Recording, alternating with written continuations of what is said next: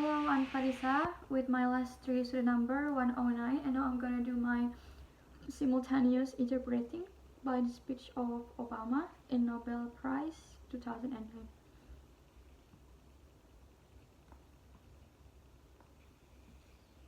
And now, Mr. President, the floor is yours to give your Nobel lecture.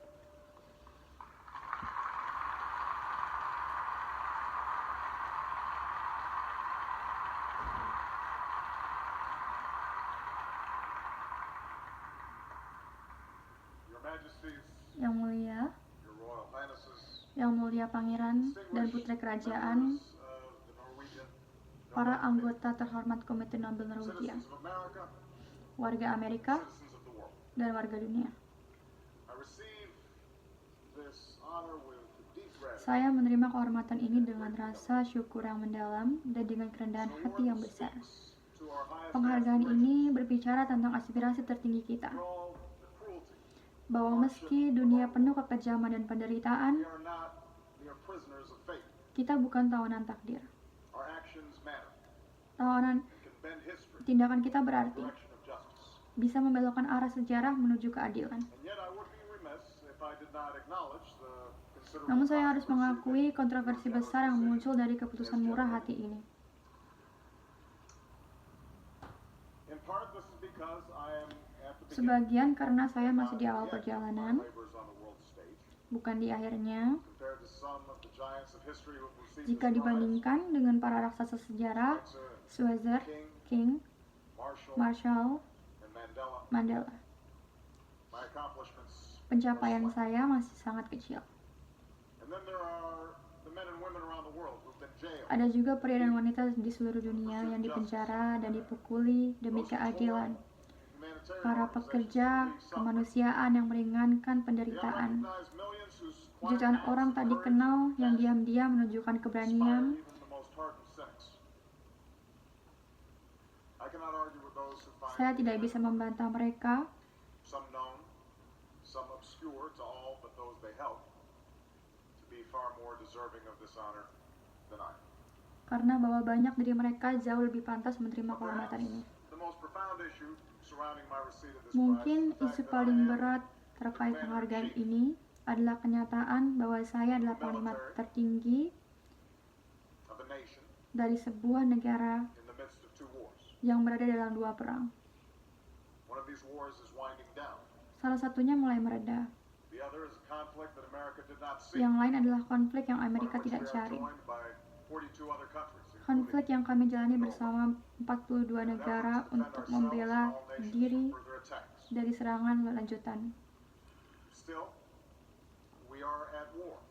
Kita tetap berada I'm dalam perang. responsible for the deployment of thousands Dan saya bertanggung jawab mengirim ribuan anak muda Amerika ke medan tempur yang Some jauh. will kill, Sebagian akan membunuh some will be killed. dan sebagian akan terbunuh.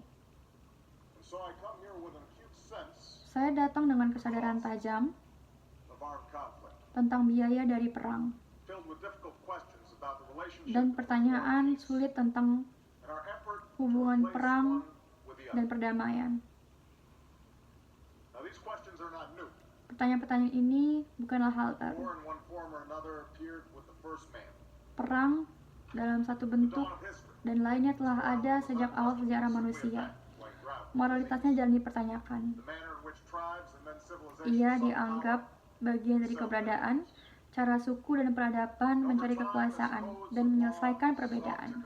Seiring waktu, hukum mencoba membatasi kekerasan, dan para pemikir mulai merumuskan dasar perang yang adil.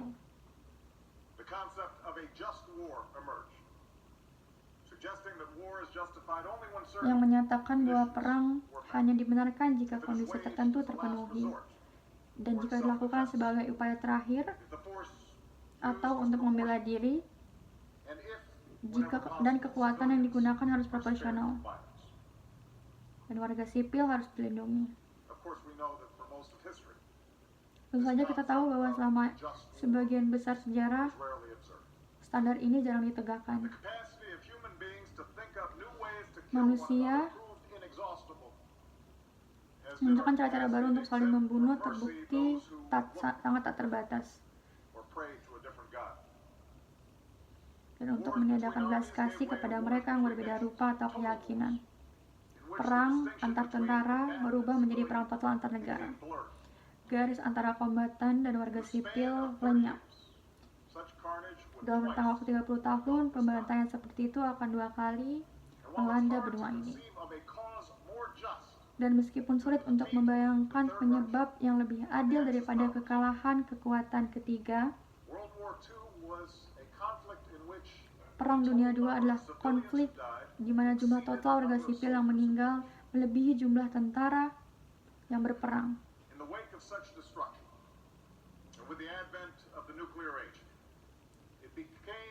Setelah kehancuran itu dan munculnya senjata nuklir, bangsa-bangsa mencari cara mencegah perang dunia lainnya. Dan seperempat abad setelahnya, Senat Amerika Serikat menolak Liga Bangsa-Bangsa, sebuah gagasan yang membuatnya menerima penghargaan ini. Amerika memimpin dunia dalam membangun arsitektur untuk menjaga perdamaian. Rencana Marshall dalam mekanisme Perserikatan Bangsa-Bangsa, Perjanjian Hak Asasi Manusia, dan berbagai traktat untuk membatasi senjata berbahaya. Upaya-upaya itu membawa hasil nyata. Perang-perang mengerikan telah terjadi, dan kekejaman telah dilakukan. Tetapi dunia terhindar dari perang global lain. Perang dingin berakhir. Perdagangan menyatukan negara-negara. Jutaan orang terangkat dari kemiskinan. Kebebasan dan hukum berkembang meski tidak merata. Kita adalah pewaris usaha-usaha itu. Dan itu adalah warisan yang patut dibanggakan. Tetapi 1 dekade memasuki abad baru, arsitektur ini kini mulai goyah. Dunia lebih takut pada proliferasi nuklir ketimbang konfrontasi antar negara adidaya. Jaringan teroris memakai teknologi modern untuk melipat gandakan kekejaman. Konflik kini lebih banyak terjadi di dalam negara, bukan antar negara.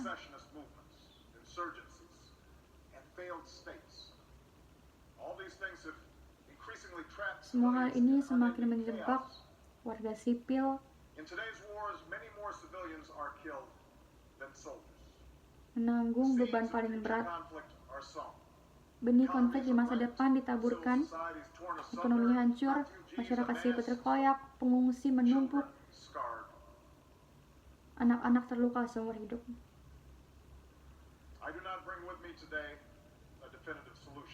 Saya tidak punya jawaban final tentang perang, tetapi saya tahu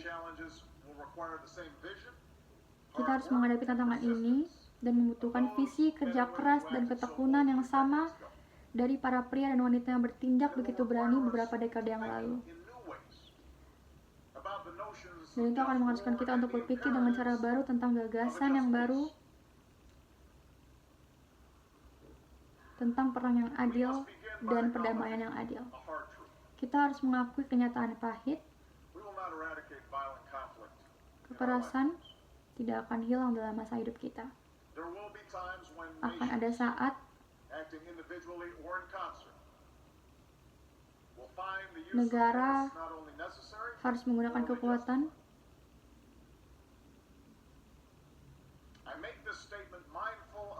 Saya membuat pernyataan ini dengan mengingat apa yang dikatakan Martin Luther King Jr. dalam upacara yang sama bertahun-tahun yang lalu. Kekerasan tidak pernah membawa perdamaian yang permanen. Perdamaian tidak menyelesaikan masalah sosial apapun, melainkan hanya menciptakan masalah baru dan lebih rumit. consequence of Dr. King's Sebagai life seorang work, menjadi sebagai konsekuensi langsung dari karya hidup Dr. King, saya adalah saksi hidup kekuatan moral I know tanpa there's nothing weak, kekerasan.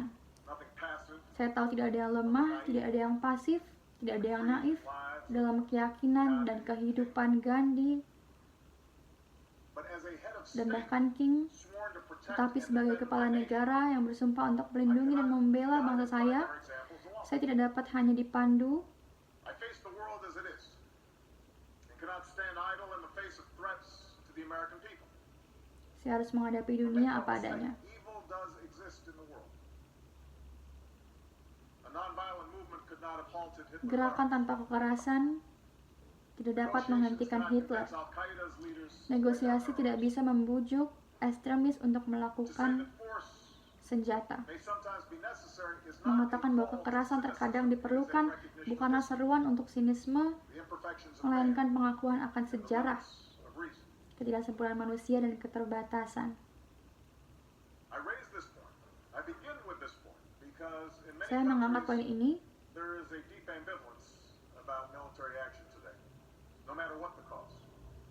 tentang tindakan militer saat ini, And at times, this is berapapun joined by biayanya, reflexive suspicion of dan America. terkadang ini disertai dengan kecurigaan refleksif terhadap Amerika, satu-satunya kekuatan militer Yet super the di world dunia. must remember that it was not simply international Namun dunia harus ingat bahwa itu bukan hanya masalah internasional, bukan hanya perjanjian deklarasi, tetapi juga lembaga-lembaga yang membawa stabilitas Whatever mistakes ke we have dunia made, pasca way Perang back Dunia is this. II. Terlepas dari kesalahan yang telah kita buat, pertanyaan adalah Amerika Serikat telah membantu menjamin keamanan global selama lebih dari 6 dekade dengan darah warga negara kita dan kekuatan senjata. Pengabdian dan pengorbanan para pria dan wanita berseragam kita telah mendorong perdamaian dan kemakmuran diri dari Jerman dan Korea dan memungkinkan demokrasi untuk berada di tempat-tempat seperti Balkan. Kita telah memikul beban ini bukan karena kita ingin memaksakan kehendak kita.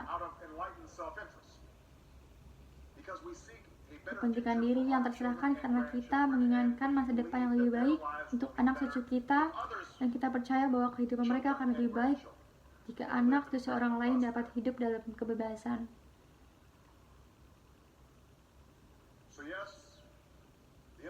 Jadi, instrumen perang memang memiliki peran dalam menjaga kedamaian. Namun kebenaran ini harus berdampingan dengan kebenaran lain. Bahwa betapapun dibenarkannya perang menjanjikan tragedi manusia. Keberanian dan pengorbanan tentara penuh dengan kemuliaan, mengekspresikan pengabdian kepada negara, kepada tujuan, kepada rekan. Tetapi perang itu sendiri tidak pernah mulia. Dan kita tidak boleh menggembor-gemborkannya seperti itu. Jadi bagian dari tantangan kita adalah mendamaikan kedua hal yang tampaknya tidak dapat didamaikan ini.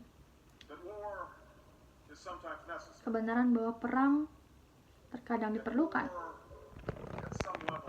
Dan perang pada tingkat tertentu adalah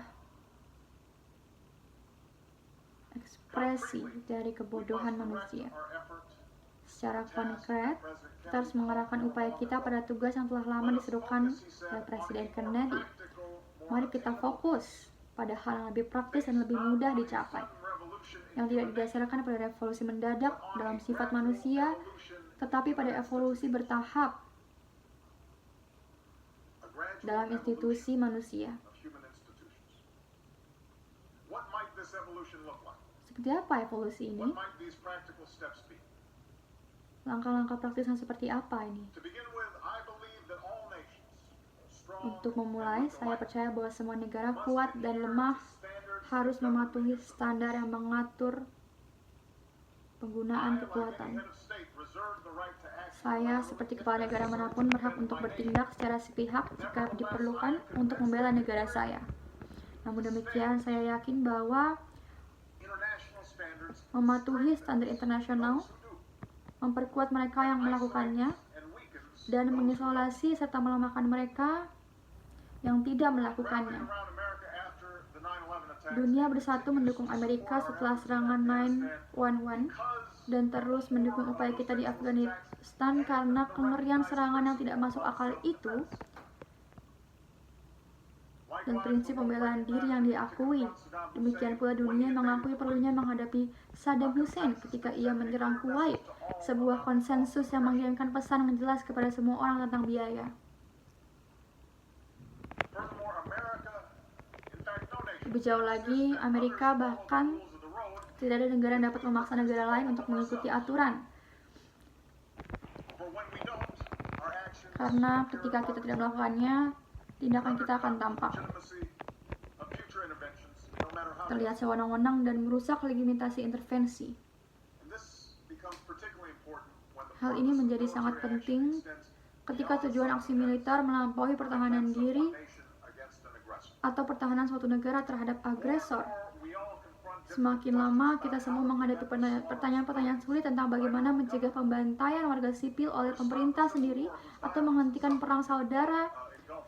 yang sangat menggunakan kekerasan dan penderitaannya dapat melibatkan seluruh wilayah. The force can be justified. Saya percaya bahwa kekuatan dapat dibenarkan atas dasar kemanusiaan, seperti yang terjadi di Balkan atau di tempat-tempat lain yang telah terluka oleh perang. Tears at our conscience. Kelalaian akan melukai hati nurani kita dan dapat menyebabkan intervensi yang lebih mahal di kemudian hari.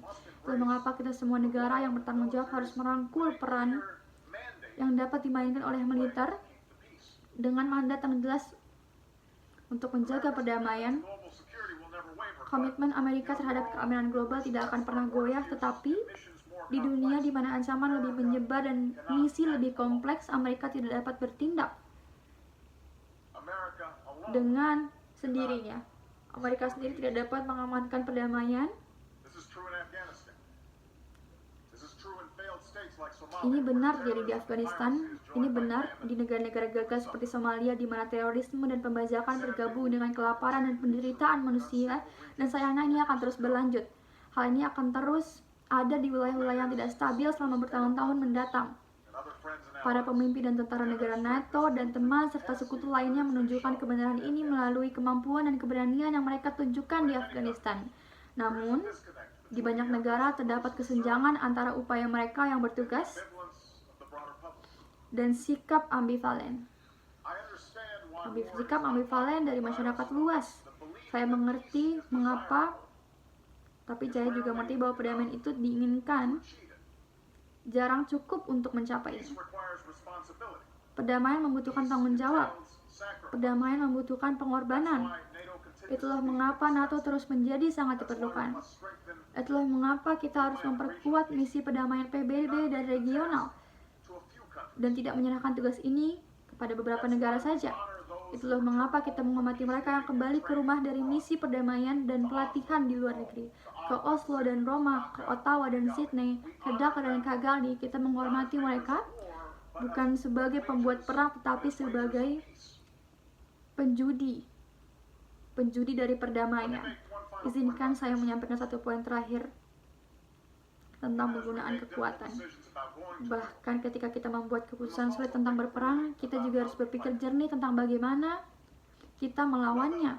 Komite Nobel mengakui kebenaran ini dengan memberikan hadiah perdamaian pertama kepada Henry Dunn, pendiri Palang Merah dan penggerak utama di balik Konvensi Jenewa, di mana kekuatan kita diperlukan. Kita memiliki kepentingan moral dan strategis dalam mengikat diri kita pada aturan perilaku tertentu. Dan bahkan abides by no rules. ketika kita menghadapi musuh yang kejam yang tidak mematuhi aturan apapun, Remain a standard bearer. saya percaya Amerika Serikat harus tetap menjadi panutan dalam pelaksanaan perang. Makes us different from those whom we fight. Itulah yang membedakan kita dari mereka yang kita perangi. Of our strength. Itulah sumber kekuatan kita. Prohibited torture. Itulah mengapa saya melarang penyiksaan. Prison at Itulah mengapa saya memerintahkan penutupan penjara di Teluk Guantanamo. Dan itulah mengapa saya menegaskan kembali komitmen Amerika untuk mematuhi Konvensi Jenewa. Kita kehilangan diri kita sendiri ketika kita mengkompromikan cita-cita yang kita perjuangkan.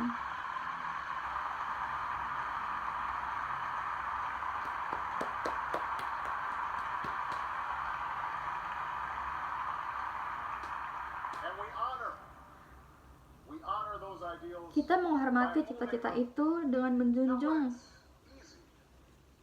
tinggi bukan ketika mudah, tetapi bahkan ketika sulit. Saya telah berbicara panjang lebar tentang pertanyaan yang harus membebani pikiran dan hati kita ketika kita memilih untuk berperang. Tetapi izinkan saya sekarang beralih ke upaya kita untuk menghindari pilihan tragis tersebut dan berbicara tentang 3 cara yang dapat kita lakukan untuk membangun perdamaian yang adil. Pertama, dalam menangani negara-negara yang melanggar aturan dan hukum, saya percaya bahwa kita harus mengembangkan alternatif selain kekerasan yang cukup keras untuk benar-benar mengubah perilaku. Karena jika kita menginginkan perdamaian yang abadi, maka kata-kata komunitas internasional harus berarti.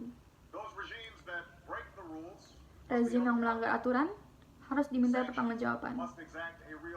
Sanksi harus memberikan harga yang nyata. Pelanggaran harus ditanggapi dengan peningkatan tekanan, dan tekanan tersebut hanya ada ketika dunia bersatu.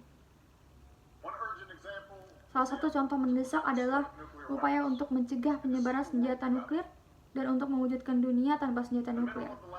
Pada pertengahan abad lalu, negara-negara sepakat untuk terikat oleh perjanjian yang isinya jelas.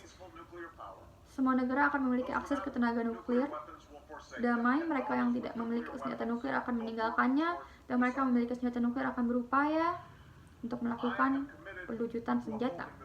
Saya berkomitmen untuk menegakkan perjanjian ini. Ini adalah inti dari kebijakan luar negeri saya, dan saya bekerja sama dengan Presiden Medi untuk mengurangi persediaan nuklir Amerika dan Rusia. Tapi kita semua juga berkewajiban untuk menegaskan bahwa negara-negara seperti Iran dan Korea Utara tidak mendapatkan sistem ini. Mereka yang mengaku menghormati hukum internasional tidak dapat mengalihkan pandangan mereka ketika hukum-hukum tersebut dilanggar. Mereka yang peduli dengan keamanan mereka tidak dapat mengabaikan bahaya perlombaan senjata di Timur Tengah atau Asia Timur. Mereka mencari perdamaian tidak dapat berdiam diri ketika negara-negara mempersenjatai diri untuk perang nuklir. Prinsip yang sama berlaku bagi mereka yang melanggar hukum internasional, menindas rakyat sendiri ketika terjadi genosida di Darfur, pemerkosaan sistematis di Kongo, penindasan di Burma. Harus ada konsekuensinya. Akan ada keterlibatan diplomasi, tapi harus ada konsekuensi. Ketika hal itu gagal dan semakin erat kita bersatu, semakin kecil kemungkinan kita akan dihadapkan pada pilihan antara intervensi bersenjata dan keterlibatan dalam penindasan. Ini membawa saya ke poin kedua, hakikat perdamaian yang kita cari bukanlah sekedar ketiadaan konflik yang terlihat, hanya perdamaian yang adil berdasarkan hak dan martabat setiap individu yang benar-benar dapat bertahan lama. Wawasan inilah yang mendorong para penyusun Deklarasi Universal Hak Asasi Manusia setelah Perang Dunia Kedua. Setelah kehancuran, mereka menyadari bahwa jika hak asasi manusia tidak dilindungi, perdamaian adalah janji yang kosong. Namun terlalu sering kata-kata ini diabaikan.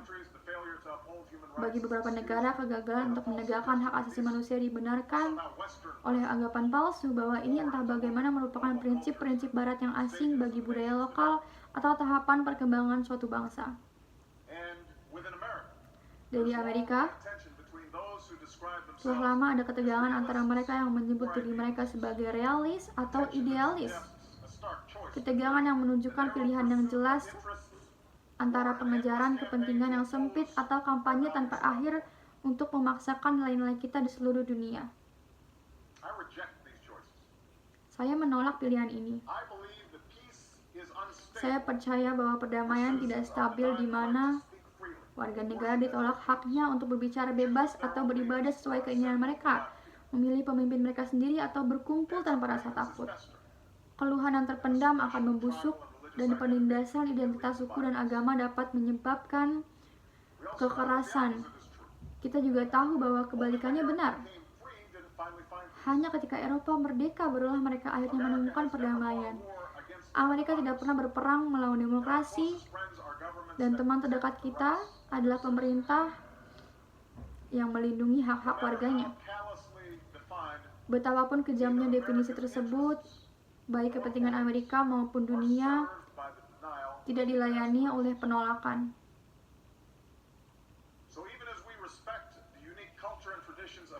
Jadi, budaya dan tradisi unik dari berbagai negara, Amerika akan selalu menjadi suara bagi aspirasi-aspirasi yang universal. Kita akan menyaksikan martabat yang tenang dari para reformis seperti Anang Kuci, keberanian warga Zimbabwe yang memberikan suara mereka di tengah pemukulan, hingga ratusan ribu orang berbaris diam-diam di jalan. Sungguh ironis bahwa para pemimpin pemerintah ini lebih takut pada aspirasi rakyat mereka sendiri daripada kekuatan negara lain. Dan ini adalah tanggung jawab kepada semua orang merdeka dan bangsa-bangsa yang memperjelas bahwa gerakan-gerakan ini, gerakan-gerakan harapan dan sejarah ini, kita berada di pihak mereka. Izinkan saya juga mengatakan ini. Promosi hak asasi manusia tidak bisa hanya tentang perseruan saja. Terkadang itu harus dipadukan dengan diplomasi yang cermat. Saya tahu bahwa keterlibatan dengan rezim represif kurang memiliki kemurnian dan kemarahan yang memuaskan, tetapi saya juga tahu bahwa sanksi tanpa jangkauan, kecaman tanpa diskusi, hanya dapat membawa status quo yang melumpuhkan. Tidak ada rezim represif jalan baru kecuali jika mereka mau. Mengingat kegelaran revolusi budaya, pertemuan Nixon dengan Mao Zedong tampak tidak dapat dimaafkan. Namun itu pasti membantu menempatkan Tiongkok pada jalur di mana jutaan warga telah terangkat dari kemiskinan dan terhubung dengan masyarakat terbuka. Keterlibatan Paus Yohanes Paulus II dengan Polandia menciptakan ruang untuk gereja Katolik, tetapi juga untuk para pemimpin buruh seperti Valena. Upaya Ronald Reagan dalam pengendalian senjata dan dukungannya terhadap Perista tidak hanya meningkatkan hubungan dengan Uni Soviet, tetapi juga memberdayakan para pembangkang di seluruh Eropa Timur. Tidak ada rumus sederhana di sini, tetapi kita harus mencoba sebaik mungkin untuk menyeimbangkan isolasi dan tekanan keterlibatan dan insentif agar hak asasi manusia dan martabat dimajukan dari waktu ke waktu. Ketiga, penyesuaian perdamaian tidak hanya mencakup hak sipil dan politik, tetapi juga harus mencakup keamanan ekonomi dan kesempatan untuk berdamai sejati. Berdamai sejati bukan hanya kebebasan dari rasa takut, tetapi juga kebebasan dari kemiskinan. Tidak diragukan lagi bahwa pembangunan jarang berakar tanpa keamanan. Juga benar bahwa keamanan tidak ada di mana manusia tidak memiliki akses ke cukup makanan atau air bersih atau obat-obatan dan tempat tinggal yang dibutuhkan untuk bertahan hidup. Keamanan tidak ada di mana anak-anak tidak dapat bercita-cita untuk mendapatkan pendidikan yang layak atau pekerjaan yang dapat menghidupi keluarga mereka. Ketiadaan harapan dapat merusak masyarakat dari dalam, dan itulah mengapa membantu petani memberi makan rakyat atau membantu negara mendidik anak-anak mereka dan merawat orang sakit bukanlah sekedar amal. Itulah juga mengapa dunia harus bersatu untuk menghadapi perubahan iklim. Karena hampir tidak ada perselisihan ilmiah bahwa jika kita tidak melakukan apapun, kita akan menghadapi lebih banyak kekeringan, lebih banyak kelaparan, lebih banyak pengungsian massal yang semuanya akan memicu lebih banyak konflik selama bahkan beberapa dekade. Karena alasan ini, bukan hanya ilmuwan dan aktivis lingkungan yang menyerukan tindakan cepat dan tegas, tetapi juga para pemimpin militer di negara saya sendiri dan negara orang lain untuk memahami bahwa keamanan bersama kita bergantung pada keseimbangan perjanjian antar negara, lembaga yang kuat, dukungan untuk hak asasi manusia, investasi dalam pembangunan. Semua ini adalah unsur penting dalam mewujudkan evolusi yang dibicarakan oleh Presiden Kennedy. Namun, saya tidak percaya bahwa kita akan memiliki kemauan, tekad, staying power dan daya tahan to complete this work. untuk menyelesaikan pekerjaan ini tanpa sesuatu yang lebih, The continued expansion yaitu perluasan imajinasi moral kita yang berkelanjutan. an insistence that there's something Penegasan bahwa ada sesuatu we all share. yang tak tereduksi yang kita semua As the world grows punya. Karena seiring dunia semakin mengecil, to recognize Anda mungkin berpikir akan lebih mudah bagi manusia untuk menyadari betapa miripnya kita, untuk memahami bahwa kita semua pada dasarnya mencari hal yang sama, bahwa kita semua berharap untuk mendapatkan kesempatan untuk menjalani hidup kita dengan kebahagiaan dan kepuasan bagi diri kita sendiri dan bahkan keluarga kita. the dizzying pace Namun mengingat laju globalisasi yang memusingkan, peralatan it perhaps comes as no surprise that people fear the loss budaya modernitas mungkin tidak mengherankan bahwa orang-orang of their particular identity. memikirkan apa yang mereka hargai dalam identitas khusus mereka, Perhaps ras mereka, suku mereka, dan mungkin yang paling kuat agama mereka. fear has led to conflict. Di beberapa tempat, ketakutan ini telah menyebabkan konflik. It even feels Kadang-kadang bahkan terasa seperti kita bergerak we see it in mundur. the Middle East as the conflict between Arabs Kita melihatnya di Timur Tengah ketika konflik antara Arab dan Yahudi tampaknya semakin mengeras. Kita melihatnya di bangsa-bangsa yang terpecah belah most dangerously we see it oleh garis suku, dan yang paling berbahaya kita lihat dalam cara agama digunakan untuk membenarkan pembunuhan orang tak bersalah religion of Islam. oleh mereka yang telah menyimpang dari agamanya sendiri, Islam yang agung, dan menyerang negara saya dari Afghanistan. Extremists are not the first. Para ekstremis ini bukanlah yang pertama membunuh atas nama Tuhan. These of the Crusades are amply reported. Kejaman perang salib telah tercatat dengan jelas. No holy war Tetapi itu mengingatkan kita bahwa tidak ada perang suci yang dapat menjadi perang yang adil. Karena jika Anda benar-benar percaya bahwa Anda sedang menjalankan kehendak ilahi, Anda tidak perlu menahan diri, tidak perlu mengampuni ibu hamil, petugas medis, pekerja palang merah, or even a person of one's own faith. atau bahkan orang yang beriman. Warped view of religion Pandangan agama yang menyimpang seperti itu tidak hanya tidak sesuai dengan konsep dari perdamaian itu sendiri, tetapi saya percaya itu tidak sesuai dengan for the one rule tujuan dari iman itu sendiri. Karena satu aturan terletak di jantung setiap agama besar adalah bahwa kita memperlakukan orang lain seperti kita ingin memperlakukan mereka. this law of love Mematuhi hukum has kasih always been the core struggle of ini selalu menjadi perjuangan inti dari sifat manusia itu sendiri. Karena kita dapat salah, and fall victim kita buat kesalahan, pride. dan menjadi korban godaan kesombongan dan kekuasaan. Dan terkadang Those of us with the best of intentions bahkan kita yang memiliki niat terbaik sekalipun terkadang gagal untuk menghapus kesalahan yang ada di hadapan kita. have to think that human nature is Tetapi kita tidak harus berpikir bahwa sifat manusia itu sempurna agar kita tetap percaya bahwa kondisi manusia dapat disempurnakan. live in an idealized Kita tidak harus hidup di dunia yang ideal untuk tetap meraih cita-cita yang akan menjadikannya tempat yang lebih baik. the non-violence practice Praktik tanpa kekerasan yang dilakukan oleh orang-orang seperti Gandhi dan King mungkin tidak praktis, atau mungkin dalam setiap keadaan, tetapi cinta yang mereka bahkan keyakinan mendasar that must always pada kemajuan manusia itu harus selalu menjadi bintang utara yang membimbing kita dalam perjalanan kita. Karena jika kita kehilangan keyakinan itu, jika kita menganggapnya sebagai hal yang konyol atau bodoh, jika kita memisahkannya dari keputusan yang kita buat tentang masalah perang dan perdamaian, then we lose what's best of maka kita kehilangan apa yang terbaik dari kemanusiaan. lose our sense of possibility. Kita kehilangan rasa tanggung jawab, We lose our moral compass. rasa kemungkinan kita.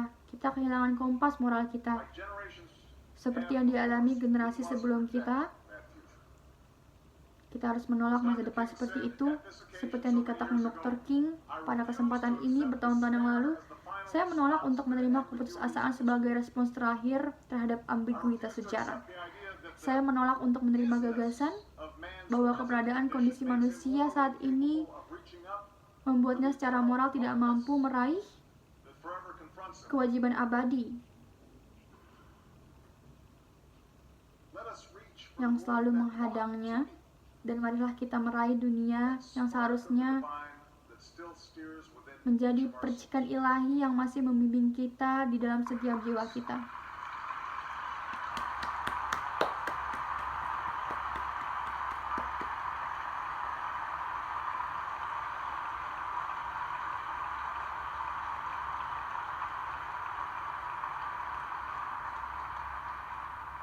Somewhere today, Suatu tempat in the here and now, in the world as it is, hari ini, di sini dan sekarang, di dunia sebagaimana adanya, seorang tentara melihat dia kehabisan senjata, tetapi tetap teguh untuk menjaga perdamaian. in this world, Di suatu tempat hari ini, di dunia ini, protester awaits the seorang demonstran muda menantikan kebrutalan pemerintahnya, tetapi memiliki keberanian untuk terus berbaris di suatu tempat. mother facing punishing poverty.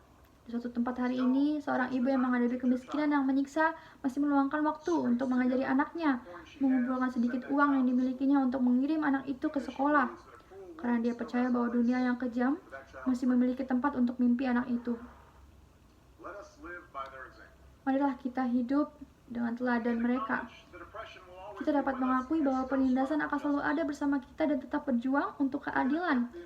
Kita dapat mengakui ketidakberdayaan, kekurangan, dan tetap berjuang untuk martabat.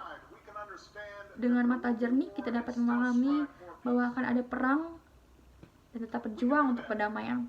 Kita dapat melakukan itu story of human progress. karena itulah kisah kemajuan manusia. Hope.